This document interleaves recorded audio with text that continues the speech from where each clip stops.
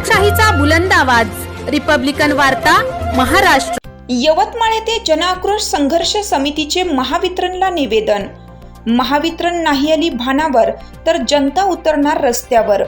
यवतमाळ येथे 25 मे रोजी सकाळी 11 वाजता यवतमाळकर वीज जनआक्रोश संघर्ष समितीच्या वतीनं महावितरणचे उपविभागीय अभियंता श्री राऊत यांना महावितरण कार्यालय यवतमाळ येथे विनंती वजा इशाऱ्यातून निवेदन देण्यात आलं।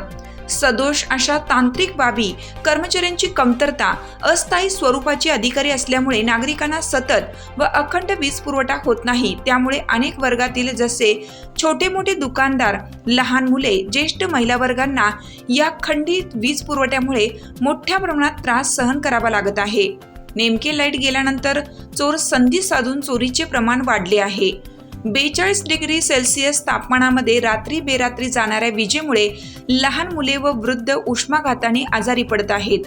उपविभागीय अभियंता राऊत यांनी येत्या शनिवार, रविवार व सोमवार या 3 दिवसात कायमस्वरूपी तोडगा काढण्याचे आश्वासन दिले। निवेदनकर्त्यांच्या वतीनं पुन्हा मंगळवार सुद्धा त्यांना निवेदन दिलं असून वीज पुरवठा सुरळीत न झाल्यास येत्या बुधवारी वीज ग्राहक यवतमाळकर नागरिक आंदोलनाचा मार्ग स्वीकारून कॅन्डल मोर्चाचं आयोजन करतील असं सांगण्यात आलं। निवेदन देताना यवतमाळकर वीज आक्रोश संघर्ष समितीचे संयोजक प्रलय टिपरमवार, अनिल हमदापुरे, राजेंद्र गावंडे, राजू टेकाळे, ललित गजभिये, विनोद दोदल, महादेव काचोरे, सुनील संकोचवार व इतरही यवतमाळकर नागरिक मोठ्या संख्येने उपस्थित होते। आज यवतमाळकर वीज जन आक्रोश संघर्ष समितीच्या वतीनं आज प्रातिनिधिक स्वरूपात भारनियमनाच्या विरोधात आम्ही यवतमाळकर जनतेचे प्रतिनिधी म्हणून आज इथं आम्ही निवेदन दिलेलं आहे। परंतु सर्वसामान्य यवतमाळकर जनता हे या भारनियमाला कंटाळलेली आहे। सर्वसामान्य लोकांच्या घरी छोटे बाळ आहे, कोणाकडे रुग्ण आहे, भर दिवसा लोकांकडे चोऱ्या होत आहे, रात्रीच्या सुद्धा चोऱ्यांचं प्रमाण वाढलेलं आहे। कुठं ना कुठं साठवलोटं तर भारनियमनाच्या माध्यमातून या डिपार्टमेंटचं आणि असं नाही ना, असं सर्वसामान्य जनता चर्चा करत आहे। या ठिकाणी सर्वसामान्य जो आज छोटा व्यावसायिक आहे, त्या छोट्या व्यावसायिकाला इतका त्रास होत आहे। शेतकऱ्यांचे प्रश्न आहे, शेतकऱ्यांनी आपलं पीक पाणी करायचं कधी या भारनियमनाच्या काळात, असे भरपूर विषय या ठिकाणी सर्वसामान्य जनतेचे आहे।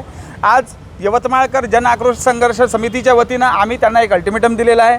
साहेबांनी सोमवार आणि मंगळवारपर्यंत आम्हाला वेळ मागितलेला आहे। या दरम्यान जर हा सर्व प्रश्न नाही निघाला तर सर्वसामान्य यवतमाळकर जनता या बुधवारी किंवा गुरुवारी सर्वसामान्य यवतमाळकर जनता रस्त्यावर उतरून एक मोठा कॅन्डल मार्चच्या स्वरूपानं या विद्युत महामंडळाच्या विरोधात जन आक्रोश मोर्चा निघणार आहे, असा इशारा मी या प्रसंगी देत आहे।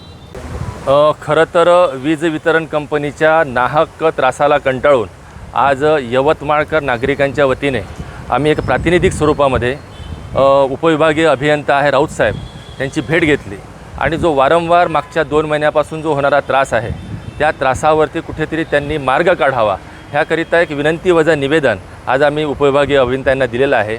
आणि त्यांना आम्ही सांगितलेलं आहे की साहेब याच्यानंतरही पुढे त्रास, आता आम्हाला त्यांनी तर प्रॉमिस केलेला आहे, परंतु याच्यानंतरही जर पुढे त्रास जर झाला तर आम्ही उग्र स्वरूपाचं आंदोलन यवतमाळकरांच्या वतीने करणार आहोत ही सूचना त्यांना आम्ही दिलेली आहे। पण त्यांनी आम्हाला चर्चेच्या दरम्यान असं सांगितलेलं आहे की मला शुक्रवार, शनिवार आणि रविवार आणि शक्य झालं तर सोमवार या 4 दिवसामध्ये मी यवतमाळ शहरातला वीज पुरवठा सुरळीत करण्यासाठी समर्थ आहे आणि तशी यंत्रणा मी कामी लावलेली आहे असं आम्हाला त्यांनी सांगितलं।